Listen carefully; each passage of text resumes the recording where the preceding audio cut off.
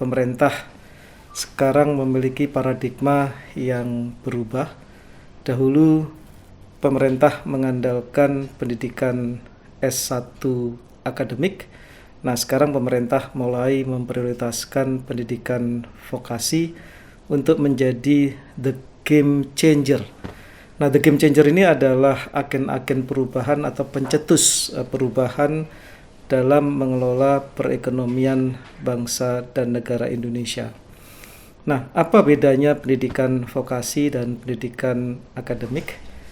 Pendidikan vokasi lebih fokus kepada problem solving oriented, bagaimana menyelesaikan masalah di lapangan.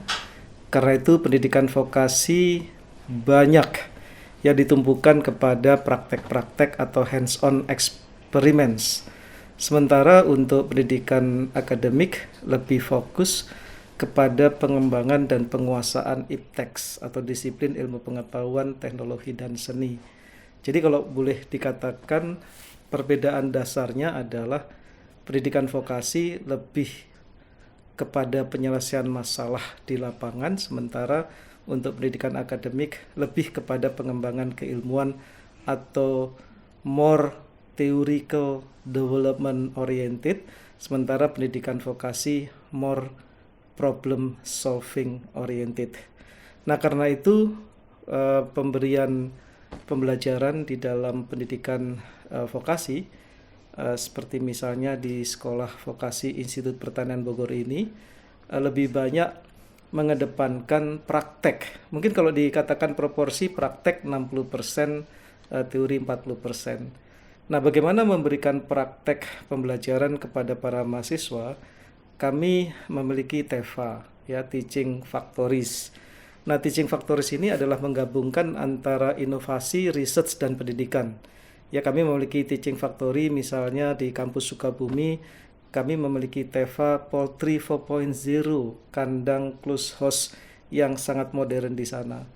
Lalu kemudian kami juga membangun TEFA Teaching Factory Greenhouse yang sangat modern, dan juga nanti kami akan membangun TEFA-TEFA yang lain. Nah, di samping membangun TEFA, maka pembelajaran di sekolah vokasi ini banyak menggunakan metode pembelajaran yang bersifat kolaboratif yang disebut dengan project based learning, problem based learning, ataupun case study. Dan juga praktek magang adalah merupakan keharusan, ya, di pendidikan tinggi vokasi. Karena itu para mahasiswa di semester akhir menjalankan praktek lapang di perusahaan dan kemudian menuliskan laporan akhirnya. Dan saya kira metode-metode yang lain adalah bagaimana mendekatkan sekolah vokasi dengan dunia usaha, dunia industri, atau bagaimana mendekatkan sekolah vokasi dengan IDUKA. IDUKA adalah industri, dunia usaha, dan dunia kerja. Nah, bagaimana melibatkan mereka? Pertama, dalam menyusun kurikulum. Nah, kurikulum ini harus berbasis kebutuhan mereka. Jadi ada link and match antara pendidikan tinggi vokasi dengan industri. Nah, dengan melibatkan industriawan ataupun DUDI atau IDUKA tadi, maka kurikulum yang kami susun benar-benar yang mereka butuhkan. Dan juga kita melibatkan industriawan ataupun dunia usaha, dunia industri, atau industri, dunia usaha, dunia kerja untuk menjadi dosen yang disebut dengan dosen industri. Mereka juga membimbing tugas akhir. Dan mereka juga seperti misalnya di sekolah vokasi juga terlibat aktif. Misalnya kami diberikan hibah oleh perusahaan terkenal, ya, world class company Charon Pokpan, misalnya mendirikan ETC, Entrepreneurial Teaching Center, di mana ETC tersebut memberikan sertifikat yang diakui oleh industri. Lalu kemudian dengan TEFA tadi juga bisa dilakukan dengan cara dual system, ya. Jadi ini adalah perkawinan atau blended antara pendidikan di sekolah vokasi dan di perusahaan. Jadi prakteknya adalah di perusahaan. Jadi namanya dual system atau sistem ganda. Nah, kami juga melakukan itu.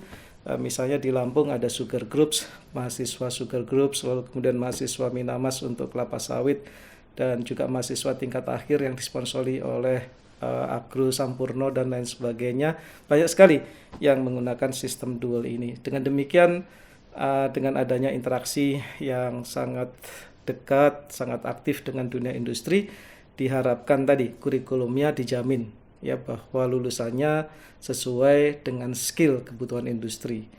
Skill apa yang dibutuhkan oleh lulusan vokasi ke depan? Hal ini disebut dengan 21st century skill, ya, keahlian abad 21. Kita tahu bahwa tadi kita membutuhkan tenaga yang kreatif, yang produktif, yang prestatif, yang inovatif dan solutif, ya. Ini yang dibutuhkan karakteristik lulusan sekolah vokasi. Ada D3, nanti dikembangkan ke D4 gitu ya, dan juga yang lebih rendah dari itu ada D1 dan D2.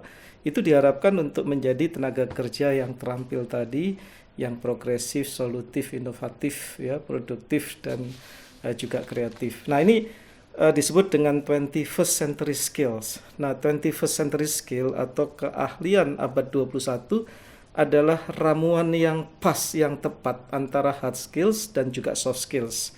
Ya, misalnya bahwa pendidikan tinggi vokasi harus menghasilkan lulusan yang pertama menguasai apa yang disebut dengan learning skills. Yang kedua harus menguasai literasi skills. Yang ketiga harus menguasai life skills. Nah, apa itu learning skill? Learning skill ini lebih dikenal dengan 4C ya. C yang pertama adalah critical thinking skills. Yang kedua adalah creative skill, kemudian collaboration dan juga communication skills yang disebut dengan 4C tadi. Nah, lalu literasi apa yang dibutuhkan? Terutama adalah literasi teknologi, literasi informasi, dan literasi media. Ya, para mahasiswa vokasi harus ya sekarang ini mengembangkan diri untuk menguasai apa yang disebut dengan computing logic ya, computational logic. Bagaimana menguasai literasi digital ya, komputer dan lain sebagainya merupakan keniscayaan. Nah, lalu apa yang disebut dengan life skills? Life skills ini adalah lebih kepada interpersonal skills. Ya, bagaimana menjadi pemimpin leadership yang sangat baik, bagaimana seorang lulusan menjadi SDM nanti yang fleksibel. Kemudian juga bagaimana pendidikan tinggi vokasi menghasilkan tadi ya flexibility, leadership, kemudian penuh dengan inisiatif, lalu juga produktif dan social awareness atau social concern kepada masyarakat. Nah, inilah ya yang dibutuhkan oleh generasi muda ya, pendidikan yang menempuh pendidikan tinggi vokasi yang menguasai 21st century skill.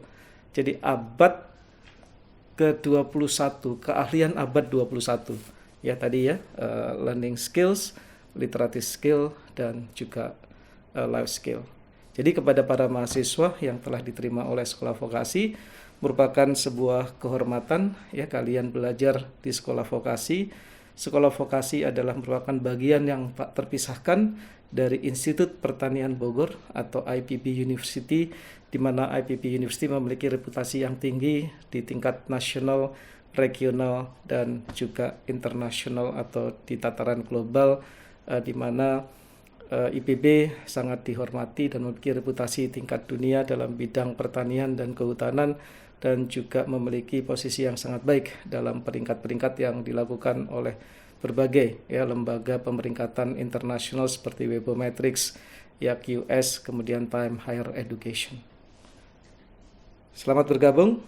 Mudah-mudahan sukses belajar di sekolah vokasi, dan sekali lagi harus memiliki ke depan ketika lulus harus memiliki 21st century skills.